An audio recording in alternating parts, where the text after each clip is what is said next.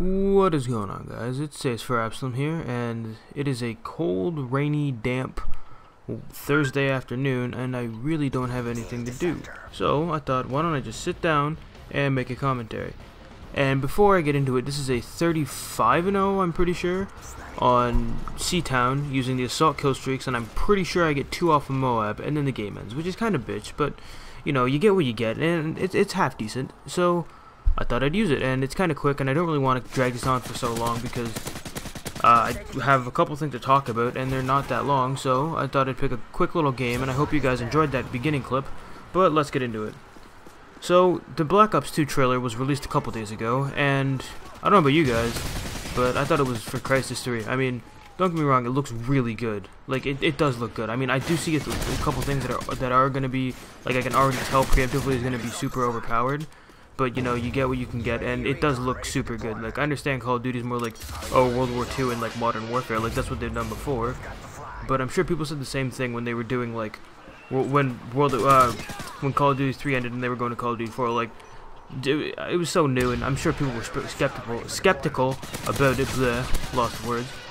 But, I mean, give it a chance. You don't really know how bad this is going to be or how good it's going to be. But let's hope for the best. And, like, Call of Duty 4, I hope it's, like, I hope it's like Call of Duty 4 because Call of Duty 4 was super simplistic. And that's another thing Call of Duty needs to understand. There's a level of, like, realism that Call of Duty has, and I say a level because, like, it's not like Battlefield, where Battlefield's super duper realistic, but they still do have a level of realism in it. But, like, Call of Duty 3, no perks, no nothing, you pick classes, and your classes are specific, and you know, you get what you get, and then depending on which team you're on, you get certain kind of guns.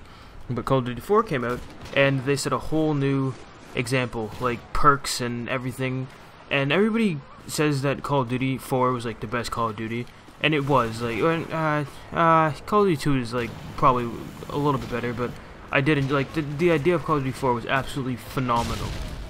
But the thing I think that separates Call of Duty 4 from the other Call of Duties is the fact that it has buffs and debuffs. Like, people always say, like, oh, stopping power is so overpowered, but when you look at Call of Duty 4, you had Juggernaut. Now, Juggernaut did cost you a little bit of a damage reduction, but in the long run, like, you can take another shot, you can give another shot. Like, there really wasn't anything except that made Juggernaut so overpowered. I understand there are things like some guns were a little bit more powerful than others, but, like, that you can't complain about something that, like, you have an even chance to use that as well. And I understand that I could say the same thing about everything else that's bad, but Assassin in Modern Warfare 3 is the most overpowered thing.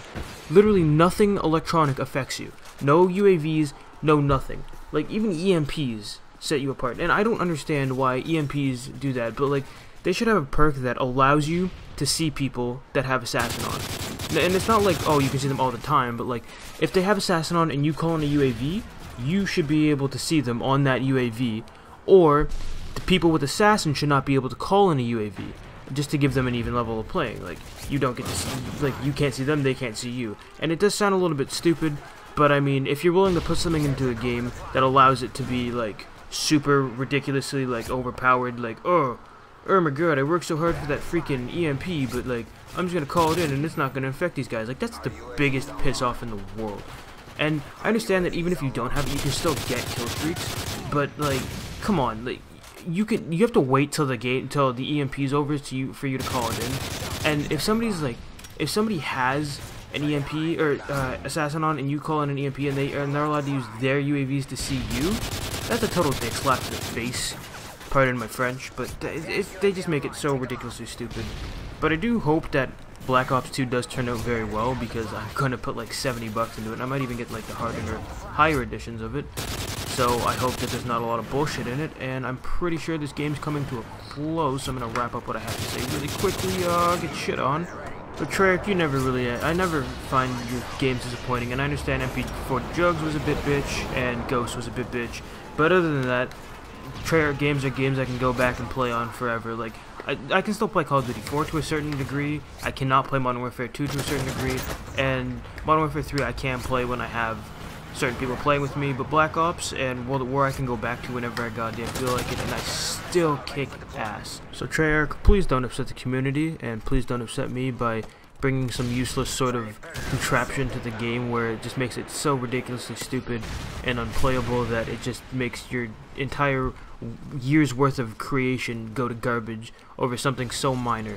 And that's it, game's over, guys. Hopefully you enjoyed this. I don't know, leave a comment or something if you enjoyed it. If not, whatever, you know, do your opinion. I'll see you guys in my next commentary. Goodbye.